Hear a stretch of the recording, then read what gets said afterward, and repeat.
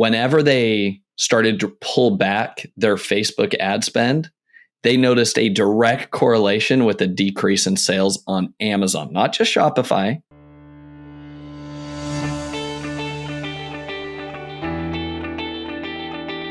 And I want a good show, damn it.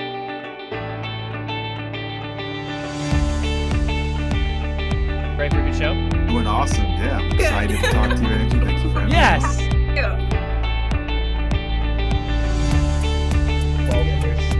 I've always been doing big into archery, and my dad said, hey, you guys want to start an archery store? Yes, that's how it works. Yes, of course, let's do this together. Hello, everyone. Welcome to another episode of the Ecomm Show.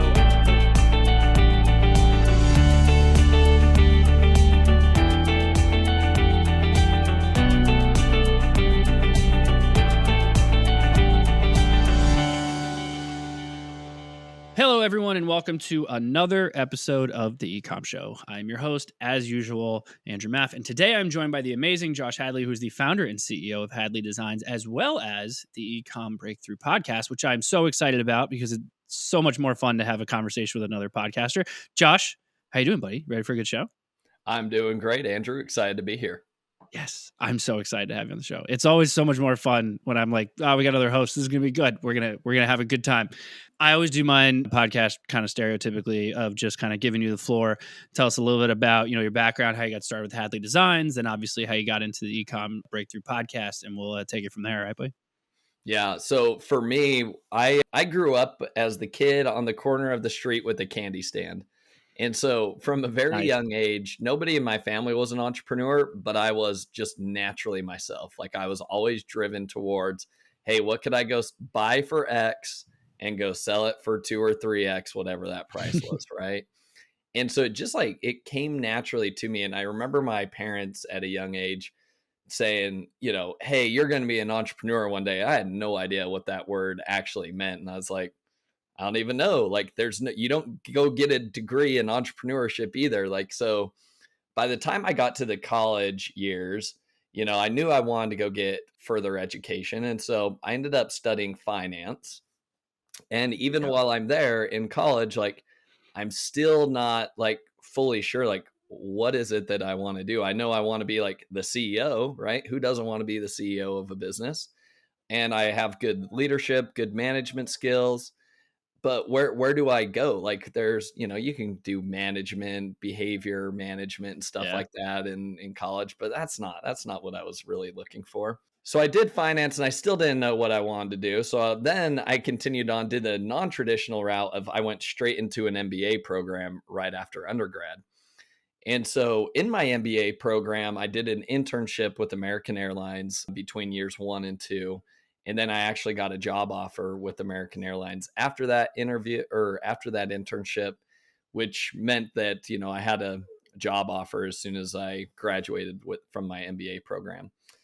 Now, as soon as I got to American Airlines, within the first couple months, I knew that I was not meant for the corporate world, just all the red tape. And frankly speaking, the amount of waste that happened in just any given day, like, maybe at best, somebody is working 1 of the 8 hours that their butt is sitting there at the office, right? Yeah. The rest of it is gossiping about this guy, talking about the weather with that guy, talking about the sports game with that guy. Like the amount of actual work that got done, I was like mind blown that I was like, this is like, I don't know how people do this. Like I'm always wanting to be doing something productive. And so for me, like just shooting the breeze with people, I was like, I'm just wasting my time. So what I was doing at the time, like the reason why I've created my own podcast too, is I listen to podcasts all the time. And so there was one of the podcasts that was talking about, there was one that I listened to that was teaching you how to like start your own SaaS software. Then there was another one that I stumbled upon that was teaching you how to like flip stuff and make money on Amazon, which kind of like retail arbitrage. Got my mind interested in the whole Amazon game. Yeah. Long story short, I find myself buying one of those courses. It wasn't like the normal amazing selling machine course, some other name I don't even remember at this point. And we got into the Amazon game. And that's kind of where my mind started to go towards that. But on the side, I think one important part of the story is like my wife and I are in business together. She had started doing custom wedding invitations on the side. And so it was really like taking her world of graphic design and what she had been doing and blending it with, hey, what could we do on Amazon? So I know that's a mouthful right now, and we can dive into the Amazon stuff, but any questions? Does that make sense so far? Yeah, I'm with you. So obviously that's kind of how Hadley Designs got started. Are you still heavy leaning on the Amazon side, or are you more on like your own website? Or are you in retail? Like what's kind of the split of your sales channels right now? Yeah, so our biggest thing right now is shifting towards how do we Amazon's always been 95% plus of our entire sales. Yeah. And 2024 was our first like big push to say like, hey, with all the overseas cheap competition coming in, the only way they know how to play the game is to copy your listing and then charge 50% less. Like, look, that's never going to go away. Yes, we will go file copyright infringement lawsuits and things like that. We'll do that. However, like that's their MO overseas, right? They're not creative. They literally just like to like the only way they can approach business is, hey, I need to win by lowering my price. So for me, and as I talk to so many other e-commerce entrepreneurs, I know the game on Amazon is changing. It's 10 times harder now than it ever has been. And my prediction is over the next 5 to 10 years, you hearing somebody making a 20% profit margin on Amazon is going to be a big thing of the past, unless they have a patented product that like nobody can touch and they're super aggressive in defending that patent. Maybe they can maintain a 20% profit margin. But anybody else that's maybe in like the commodity space, you're looking at single digit profit margins at best. Oh yeah. And you're going to be happy with it. Like it's the grocery store. It's like a tip channel. Yeah. Like, but that's where it's going. And that's what all the overseas sellers, that's what they want. That's the only game they know how to play. So I started to think more strategically with, all right, what are the things that those overseas sellers can't do? So number one, that's branding, being able to actually tell a story. Okay. So that's something we've enhanced a lot of our branding and product packaging and things like that to actually tell a story. But then secondly, retail is a big push for us. And why is retail a big push for us? Because that's something that those overseas competitors will fail at, right? Yeah. They can't tell a story. They're not going to be able to show up at a trade show and actually present something to a buyer that's going to be appealing, right? Like they're going to be like, no, this is just like, you're just hawking garbage at me, right? Like, yeah. So for me, I see it as a moat around my business. Okay. In addition to, it's also going to increase and raise awareness of our brand as well, right? So you see my products in boutique stores or in retail storefronts, right? Like some people may buy it there, but a lot of people still just decide to go to Amazon. So the nice part about that is it's kind of like this flywheel. They see it, they'll come search for your product on Amazon, they buy it. Guess what? Now you've got search, find, buy happening right there from retail stores. And now people are gravitating to your product on Amazon and influencing your organic ranking for the better, which is great. So big push that way. And then big push in terms of social commerce, right? So we lit up TikTok Shop last year and it was amazing for us. And I think this is the big shift that the e-commerce entrepreneurs need to capture right now, or they're going to be caught. The shift is happening. We've been more targeted to a demand capture methodology, especially on Amazon. Those that are Amazon first brands, it's all about what are the keywords? What is this guy doing? What's that guy doing? How can I capture more of this existing demand? Yeah. The people that win over the next 5 to 10 years are going to be the people that are able to generate the demand for their product. So like I said, retail actually is a demand generation opportunity because you're raising brand awareness for yourself just by being in some of those stores. Social selling and especially with TikTok, knowing that anybody can go viral at any given point in time allows you to like just hit the charts and then have a massive amount of search volume wanting to come find your product on Amazon. And imagine what that does when you've got all this external traffic that's coming over to your listing, right? That's going to increase your sales velocity. It's going to increase your ranking. So it really rises all tides. And then guess what? At the same time, it's also going to boost your Shopify revenue. So at the end of the day, those are like the key pillars that we're focused on, is like, what can I do that my overseas competitors can't do? Mm-hmm. And I'm going to lean really heavily into that. And I'm going to go above and beyond and do the things that they can't do, because that's how I'm going to stay relevant. Yeah. And you are speaking my language so much right now. All we do is preach like the omni-channel marketing side because of exactly that. I actually have a theory that Amazon is fully aware of this is where things are going. So like, you obviously, Amazon, not only are people getting undercut from overseas sellers, but Amazon's increasing its pricing, right? So they're closing that window of your margin faster and faster every day just by the ecosystem that they've built. And so what became very interesting was a couple years ago when Amazon released that buy with Prime feature, where, you know, people can basically order Prime directly from someone's website now. When they released that, the first thing I thought was like, oh, this is great, because I used to do that anyway. I just created a fake button and would send people straight to a listing to kind of surpass, you know, anyone who's undercutting my pricing or anything like that. But then when they released it, I was like, this is interesting because Amazon has like held their data so close. Like, why are they letting us kind of keep it now? And why are they letting us leverage it? And what I'm realizing is Amazon is going to slowly start to become this channel where, because of what they've built, it's just flooded with, you know, cheaper products that are just, they're not great, and it's going to hurt their own branding. So they're now letting other brands build the brand off Amazon and still benefiting from the orders by just getting the orders off someone's website. So it's very interesting how they've kind of already gotten a little bit ahead of that, because they position it like, oh, you know, we're going to just, your consumers are going to benefit, and, you know, you get all this benefit and this and that. And I'm sure those costs will continue to rise too. I know for commodity products, it doesn't entirely line up because of the cost structure and things like that, but I can see how so many consumers are hopping from one website over to Amazon, or they're going, you know, from TikTok to the website, then to Amazon. Like, everyone's shopping wherever they want to.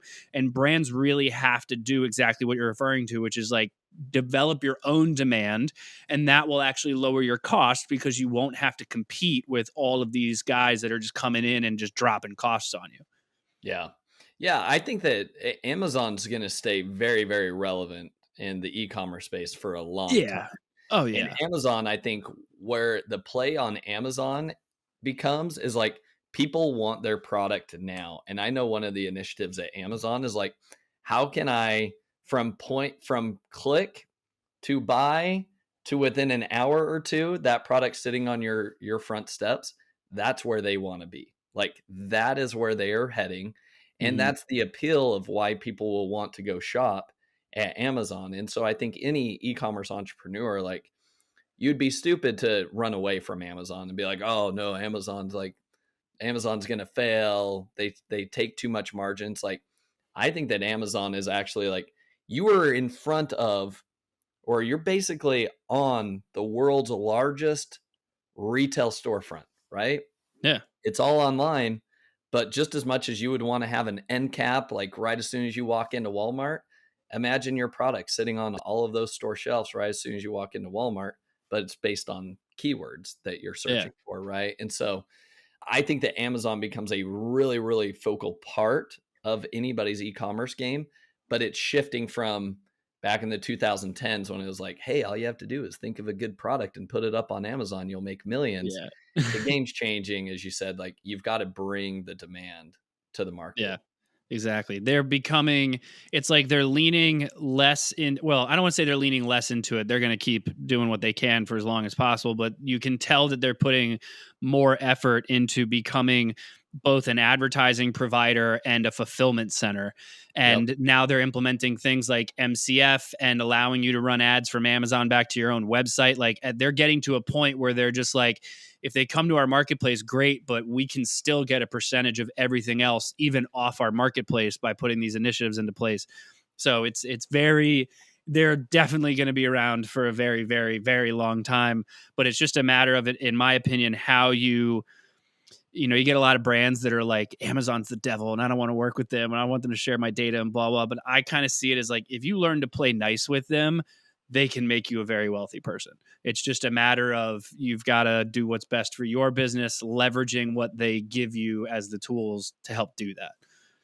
I was invited to go speak at Amazon's headquarters to some of their team members and to some senior leaders last week.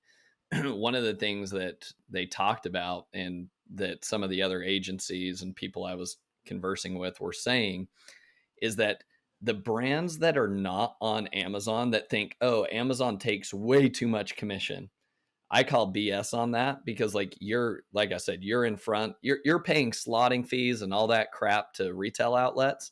Mm-hmm. Why would you not do that on Amazon, which is just the cost of doing business with Amazon? But here's the reason why they're missing out.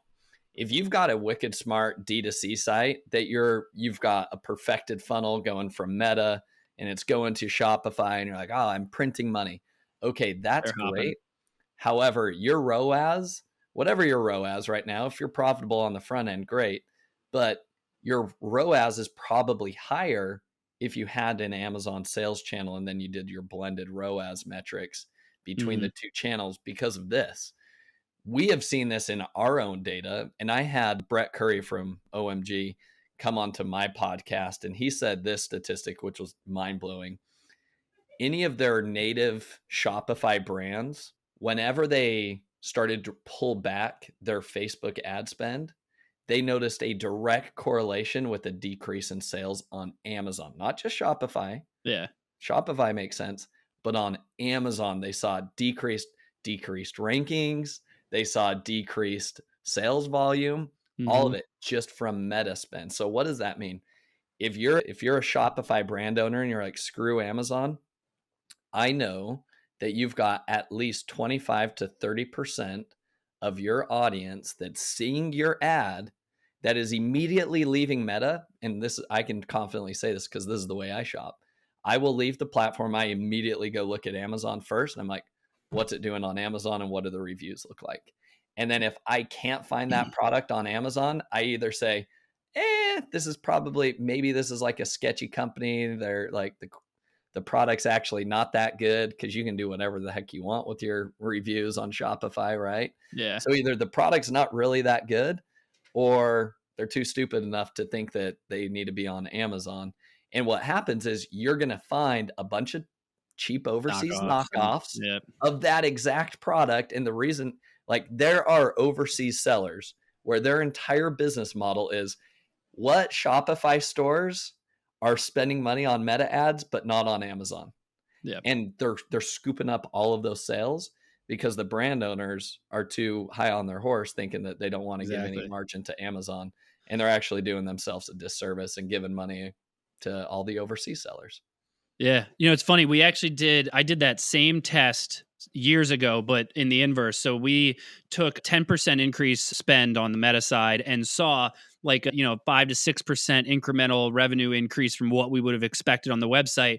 Amazon saw a 3 to 4. We did that across like several brands and had the same result almost every single time, with obviously some variations here and there. What had happened was I actually was sitting there watching my wife shop one of the holidays like 6-7 years ago. And I watched her get hit with some standard Instagram ad, clicks the Instagram ad, goes to the website, gets a pop-up, fills out the pop-up to get her incentive, looks around, does some looking at the reviews, realizes she's interested in buying the product, immediately leaves and goes to Amazon to see what those reviews are, because she knew that they control those reviews. She went to Amazon, saw that she didn't necessarily, it was priced the same. She didn't need it in 2 days. So she knew that she got the discount from the pop-up, went back to her email, opened up the email, clicked the email, went to her website, purchased the product. So as a marketer, my head exploded in terms of like, how do I attribute that?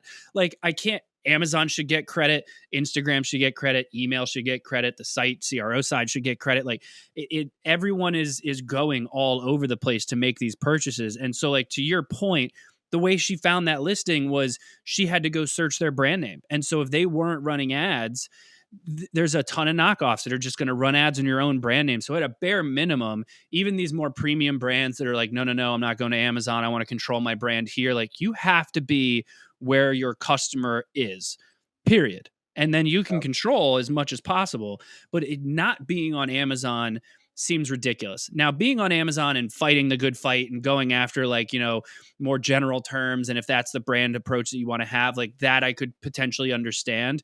Or the inverse, I know a lot of premium brands that take like some of their slightly less expensive product, and that's what they lean in on Amazon to just kind of build new customers and use it as a customer acquisition channel, and then build them back to their own D2C site. So like I can see how a lot of that happens, but it just seems ridiculous that they're not on there at all in most cases. Yeah, it's true. Where do you see the puck moving in the e-commerce space over the next 5 years? You heard my predictions. I think omnichannel is going to be a big thing. I think from a marketing perspective, I've always said I think websites are going to be the hub of the brand. And so Amazon has started to lean in on that with the buy with Prime functionality of like, come to my website. But if you like shopping on Amazon, you can do it from right here. And then if you like shopping on Walmart, you can do it from right here. And so all of a sudden you're going to have multiple buy buttons to get it from somewhere, or they're going to have some type of like integrated, buy now and then just select wherever you want to purchase it from. Or like what we're doing now is taking some of the data that we get of like through either like Buy with Prime or however else we're targeting people. If we know that they're interested in Amazon and we're doing a product launch strategy or something like that, we're just sending people straight to Amazon. I think that especially from a marketing perspective, digital marketing is becoming more and more like traditional marketing, where like you don't know the ROI of a billboard. You just don't. You can't narrow that whole thing down. And to your point of like, you're not going to get Amazon's data, so you can't really tell how much people exactly down to the individual person is jumping to Amazon. Just like when you sell on retail, you can't really tell how much your meta ads might have helped grow more sales in certain retail outlets. So you have to look at your digital marketing as part of your entire marketing portfolio and evaluate how many eyeballs are you getting and what are you getting out of it, and then narrow it down by channel. So I think the most successful brands on, at least from an e-commerce perspective, are going to be the ones that realize you have to build a brand. You can't just pump out product like you did on Amazon, where you were just, like Arbitrage or stuff like that, like you're referring to. That's my opinion. No, I love it. I completely agree. I think omnichannel becomes more and more important. So real quick, Ecomm Breakthrough, your podcast. Tell me, how'd you get started on that? What made you get started there? Tell me about it. What do you got? Yeah, so Ecomm Breakthrough is the podcast that I started, going on 2.5 years ago. And it's because, as I shared in my original story, like I'm an avid podcast listener myself, and that's how I originally got started. And so it's my way of giving back, but I'm not helping it. It's not geared towards like the beginner, right? So my podcast is really geared towards, once you've crossed 7 figures, what are the actionable strategies in order to scale past 8 figures and beyond? Yeah. Okay, which comes into a lot of branding, a lot of your business strategy. You're talking about cash flow management. You're talking about supplier terms and all of the things that actually go in to make a good business. So it's not for the people that are just trying to make a quick buck on Amazon and flipping stuff. It's more about the people that want to try to build a brand. And so what I do is I bring on people that have either exited or they're successful brand owners. And I ask them like, hey, what are the actual strategies and levers that you've pushed in your business that have had, direct impact to your top line revenue or net profit? And so very actionable. I always leave the audience with like 3 actionable takeaways from every episode. So like they feel like there's something that they can go do in their business. So that's my way of staying engaged and knowing what's going on in the e-com world as well. Nice. All right, so let's take a page out of your book. I got 2 actionable. Everyone should go 3, actually. Everyone should look into omnichannel marketing and go the route everything seems to be going. 2, check out Hadley Designs. And 3, check out Ecomm Breakthrough Podcast. Josh, perfect. I really appreciate having you on the show. I love to give you the opportunity. Please let everyone know where they can find out more about Hadley Designs and of course, Ecomm Breakthrough. Yeah, so hadleydesigns.com, and then Ecomm Breakthrough. It's Ecomm with 2 M's, ecombreakthrough.com, and then it's Josh at Ecomm Breakthrough if anybody wants to reach out to me. Love it. Josh, Thank you so much for being on the show. Everyone who tuned in, of course, thank you as well. Please make sure you do the usual thing, rate, review, subscribe, all that fun stuff on whichever podcast platform you prefer, or head over to the ecommshow.com to check out all of our previous episodes. But as usual, thank you all for joining us, and we'll see you all next time. Have a good one. Thank you for tuning in to the Ecomm Show. Head over to ecommshow.com to subscribe on your favorite podcast platform or on the BlueTuskr YouTube channel. The Ecomm Show is brought to you by BlueTuskr, a full-service digital marketing company specifically for e-commerce sellers looking to accelerate their growth. Go to BlueTuskr.com now for more information. Make sure to tune in next week for another amazing episode of the Ecomm Show.